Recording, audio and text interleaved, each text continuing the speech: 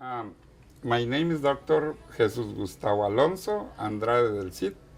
I am a medical doctor from the University of Veracruz, Mexico. I moved to the area here in 1978. Since then, I began my training in cancer in the Oasis of Hope, before was called uh, Hospital del Mar. In there, I was able to learn oncology and chronic degenerative diseases. I was practicing there since 1978 to maybe 1996 when Dr. Cont'd passed away. Then I moved to another practice. While I was there, I was seeing all different kinds of tumors. Maybe I attended almost 20,000 patients in my practice there. In there, I understand what was the holistic therapy and what it consists of, and also how to combine the holistic or therapy to modern or conventional therapies. I was surrounded and I was helped by maybe 20 specialties when I was there. All different kinds of specialties were there. We developed different methods to treat cancer while I was there, especially how to approach the liver mets. They came from the lungs and came from the stomach. Trying to place a little line straight to the liver, where we were able to chat Laetrile, ozone, and even conventional therapy straight there, and the results were astonishing. Then we did different works in different substances that they were able to treat prostate cancer, like Humban, and bone mets with progesterone. We were doing a lot of different studies when I was there. Then I moved, and then I was the medical director of the immune augmentation therapy from Lawrence Burton from Bahamas. The clinic was here in Tijuana, and I was his medical director since 1994 to maybe 1998 or around that time. There I learned how to manipulate the immune system. Dr. Burton was able to produce different products to stop the cancer. His practice was in Bahamas, but I had the practice here in Mexico with the whole lab that he had settled in Bahamas. And I learned how to use the tumor antibodies and the interleukins and the interferons and produce vaccines with him, and we were able to help cancer. When they were closed, then I had my own clinic. My own clinic was called the Immune Augmentation Therapy Clinic. In there, I was able to treat cancer with all the methods that I learned from Dr. Ernesto Contreras, the Oasis of Hope. I was combining also the therapy from Dr. Burton, and I was able to design something that was called the Smart Bomb, where we were using adromycin. That was a kind of a chemo that we were combining with monoclonal antibodies from conventional therapy. This monoclonal antibodies was called the orthoclone. But in the combination with the other adromycin, they become one, and they were able to penetrate the brain and even stop brain metastases or brain tumors. The results were very good in those days.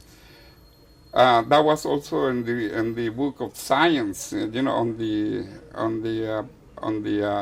science book, whatever it's called, that they call it the Smart Bomb. The name of the Smart Bomb was BR96 Doxor, but we were not able to have the monoclonal antibody that they were proclaiming that was that was designed to stop the cancer. But we combined the adromycin with our own monoclonal antibodies, and the results were very good. Then I have the opportunity to work with Dr. Salvador Vargas in Colonia Cacho here, and I learned how to keep combining chemotherapy, radiation therapy, and the metabolic therapy. The metabolic therapy is the one that I really, that most of my work was with Dr. Contreras. Then I learned how to use vitamin C to try to stop the enzymes that were able to metastasize the cancer. With the help of the vitamin C, we were able to keep improving the immunity of the patients. We started with 10 grams, and we were able to build it up to 25 grams, in those days. Uh, with Dr. Vargas, while I was working with him there, we learned how to radiate the liver. I didn't knew how to radiate the liver and how to combine that with Laetrile, with ozone, with conventional therapy, with immune therapy. That was a plus because I never did that before. Dr. Salvador Vargas is a real medical doctor that really has a lot of skills, and I thank to God that I was working with him because he told me too many things that I am still using in my practice. Since then, when Dr. Vargas moved to Korea, then I became a member of the Holistic Medical Center that is here now with Alessandro Porcella and the Biodental Clinic. And in here, I am able to use all the training that I have for the past 34 to 36 years in working with cancer and chronic degenerative diseases in this clinic. I am a doctor that my passion is cancer and the chronic degenerative diseases. First of all, you have to tell him what is the reality of his disease. They maybe will survive 3 months, 6 months, or a year. The most a year. It's a disease that doesn't have a word of honor. It's terrible. And the first thing that I will find out is where is the tumor. If the tumor is in the head of the pancreas, then I just will propose a bypass, not to remove the tumor. A bypass from the gallbladder to the small intestine, not to damage the patient, just to propose the bypass and then use the metabolic therapy. Just Laetrile, enzymes, vitamin C, vitamin A, detoxification program, glutathione IV, maybe the magnetic bed, and see how he feels, and see how the results of the first week or 2 weeks of therapy for this patient. If we know that the metabolic therapy and the surgery is not working, we tell the patient go home, or we can do something else. If he accepted, then we can combine the metabolic therapy that involves the Laetrile, as I told you, that I believe in the Laetrile and the neutralizides and the B17 that has been banned against cancer for too many years, but we know that works. We know that has its place, especially stopping pain.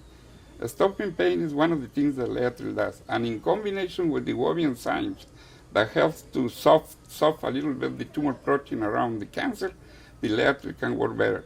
If you use a little bit of the conventional therapy in pancreatic cancer, like 5-SU, maybe very low dose of radiation and some kind of hyperthermia, that can work. Also, some patients can accept a cryosurgery ablation. You go with a probe close to the head of the pancreas, then you freeze the pancreas, and maybe the results, because the freezing of the pancreas can trigger the immune system in your body and can help to destroy the cancer. It's too many things that we can do for a pancreatic dying cancer patient, stage 4. Okay, let's just do a typical breast cancer. What would you? Mm-hmm. And they also had maybe some root canals, because I guess that's almost always. Okay, I will. A lady, postmenopausal lady, after menopause, like 2 or 3 years or 4 years after menopause, with canalicular cell carcinoma, with estrogen receptors positive. The most important thing is to see if you can preserve the breast, to preserve the breast and to avoid metastasis. Okay? Then. That's why you don't want surgery. They don't want a radical surgery, but you can prepare the patient to keep the breast if you do a little quadrantectomy. But in order to do a quadrantectomy, you have to offer the metabolic therapy that involves what I told you, that involves immune therapy, involves Laetrile, involves vitamin C, and then you will first, like a week or 2 weeks before that, if the patient doesn't want to have no radiation. Okay? If the patients agree to have some radiation, maybe a little bit of 2,000 rats will be avoiding the meds to go to another place while you are doing the surgery.